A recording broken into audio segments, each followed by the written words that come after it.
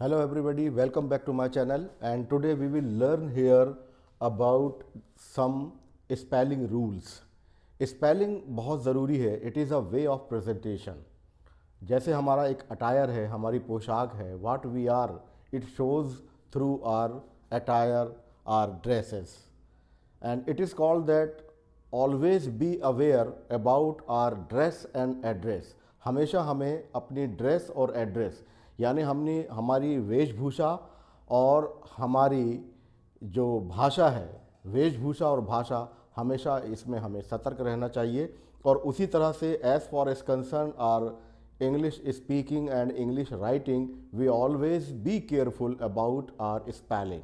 So I will give you some specific spelling rules when you will apply it, so you will not commit any mistakes as far as concern your writing here. So first of all, we will watch here spelling rules. अंग्रेज़ी में कोई ऐसे specific rules ऐसे होते नहीं हैं कि जिन्हें हम हर जगह उसको अप्लाई करें, लेकिन उसके साथ ही साथ कुछ टिप्स ऐसे ज़रूर होते हैं, कुछ हमें ऐसी बातें ज़रूर मिलती हैं कि अगर उन्हें हम याद रखें तो हमसे स्पेलिंग मिस्टेक्स कम ही होती है. कहा जाता है कि सबसे ज़्यादा अवैज्ञानिक यदि कोई भाषा है, अवैज्ञानिक यानी साइंटिफिक लैंग्वेज नहीं है अंग्रेज़ी.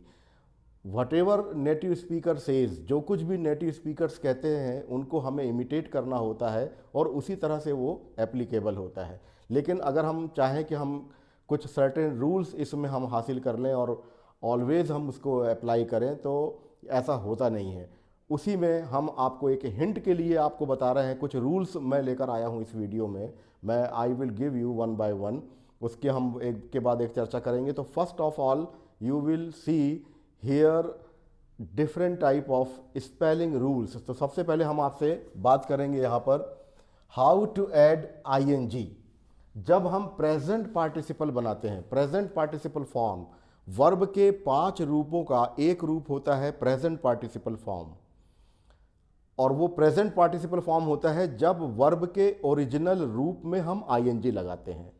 इसको फिर मैं आपसे रिपीट करता हूं कि जब हम वर्ब के ओरिजिनल यानी वर्ब का जो मूल रूप होता है, उसका ओरिजिनल रूप होता है, जब उसमें हम ING का यूज़ करते हैं तो वह प्रेजेंट पार्टिसिपल बन जाता है. और प्रेजेंट पार्टिसिपल बन जाता है तो उसमें कुछ स्पेलिंग की कुछ चेंजेस होती हैं, उनके बारे में हम बात कर रहे हैं. तो ये है रूल नंबर 1.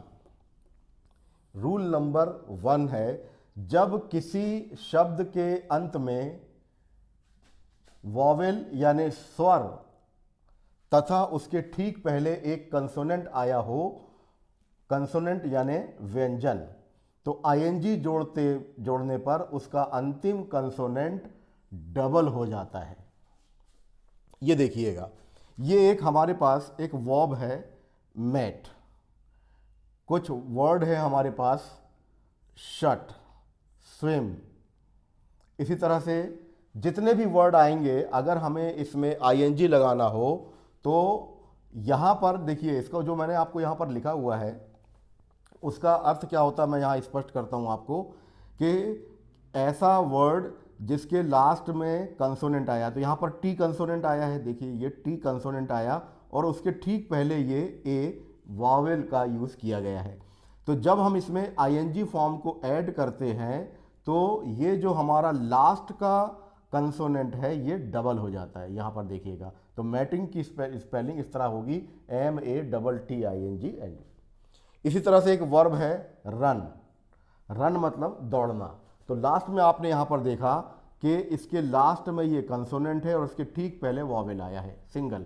तो जब इसका ING फॉर्म होगा तो यहाँ पर हम इसको डबल कंसोनेंट के रूप में यूज़ करते हैं. तो अगर हमें ये रूल्स अगर पता होता है तो स्पेलिंग मिस्टेक्स हमें राइटिंग वर्क में कभी नहीं होती. उसी तरह से शट यानी बंद करना, तो ठीक उसके पहले ये देखिए लास्ट में इस शब्द के अंत में यहाँ पर T लेटर आया है, T कंसोनेंट है और उसके पहले U आया है और U एक वॉवेल है. वही हमने इसको यहाँ पर लिखा है रूल्स में कि अगर T आखिर में आए या लास्ट में आए और उसके ठीक पहले वॉवेल आए तो ING लगाने पर वो जो कंसोनेंट है वो डबल कंसोनेंट हो जाता है. तो शटिंग की स्पेलिंग SHUTTING होगी. उसी तरह से विन यानी जीतना, इसमें हमने आईएनजी ऐड किया।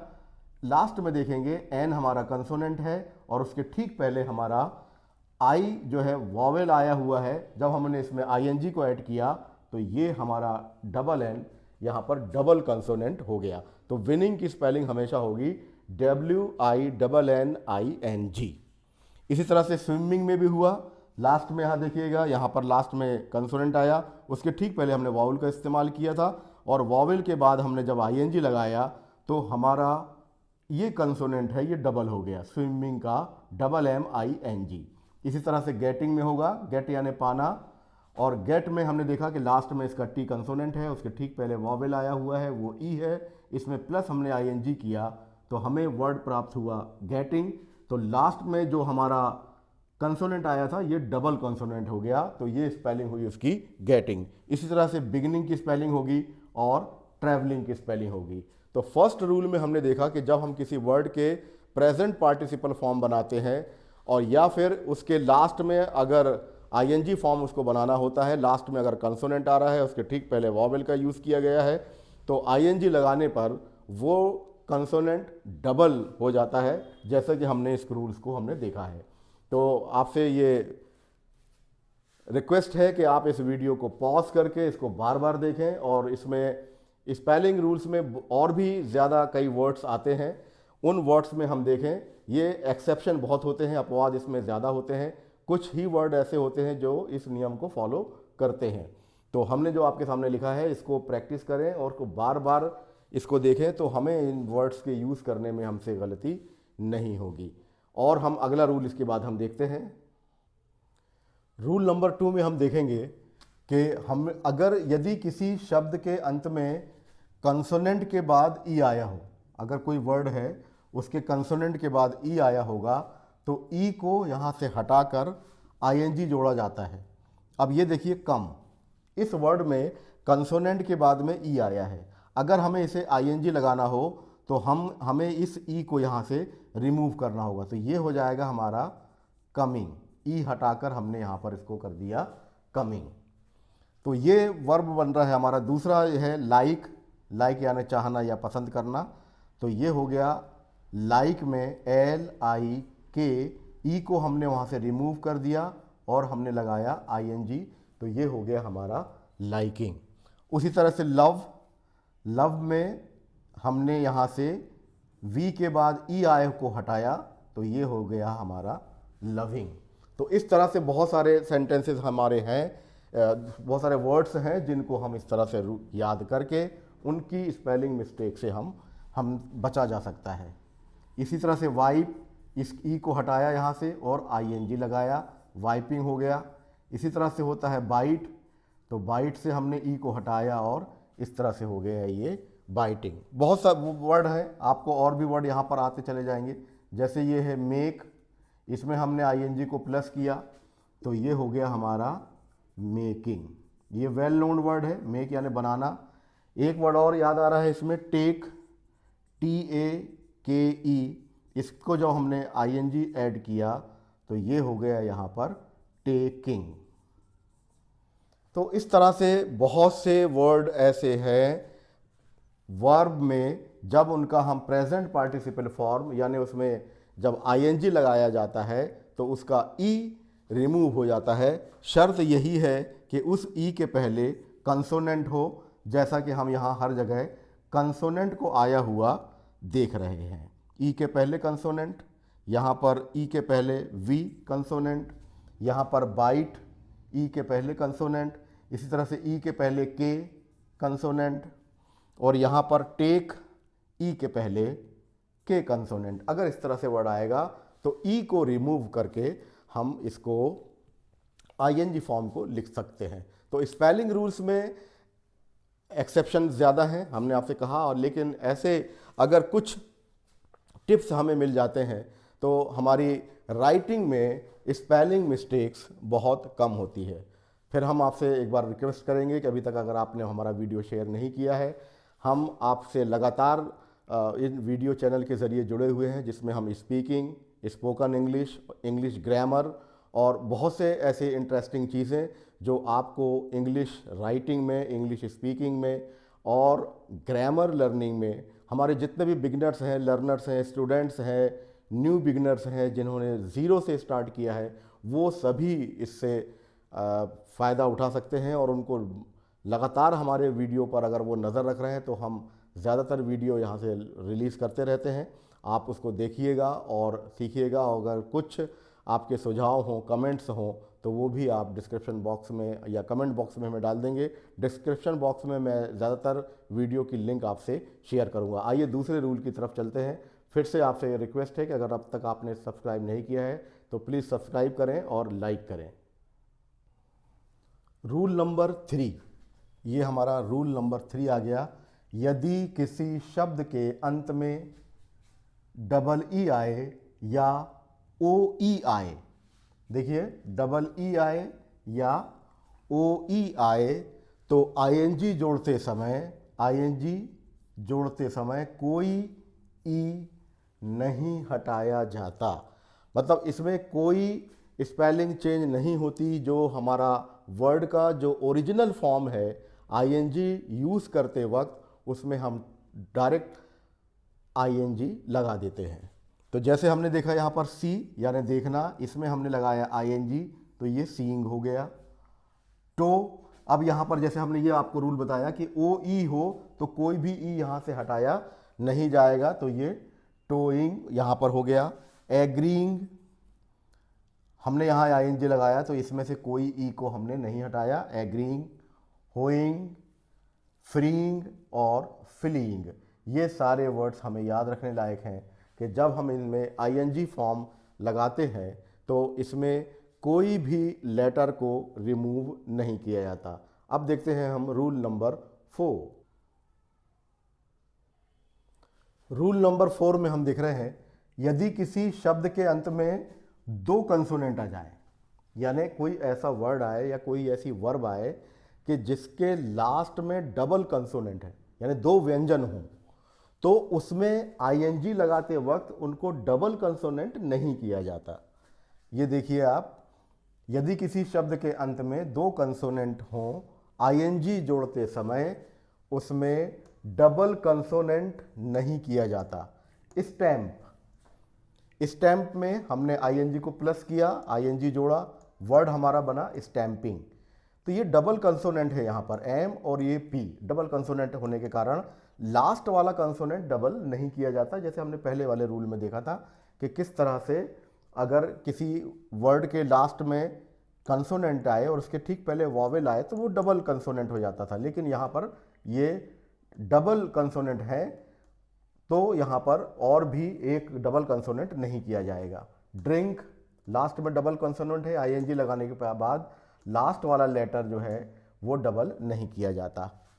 Stamp, stamping, drink plus I N G drinking, pack plus I N G packing और स्टैंड प्लस आईएनजी स्टैंडिंग। तो इस तरह के वर्ड्स अगर किसी वर्ड में लास्ट में 2 कंसोनेंट आए, डबल कंसोनेंट आए, तो उसको लास्ट में आईएनजी जोड़ते वक्त डबल कंसोनेंट नहीं किया जाता। चलिए आज का हम रूल नंबर 5 देखेंगे, जिसमें हम एक अलग लेकर आ रहे हैं आपके पास में वर्ड स्पेलिंग के लिए, ताकि आपसे स्पेलिंग मिस्टेक्स ना हो। तो रूल नंबर 5,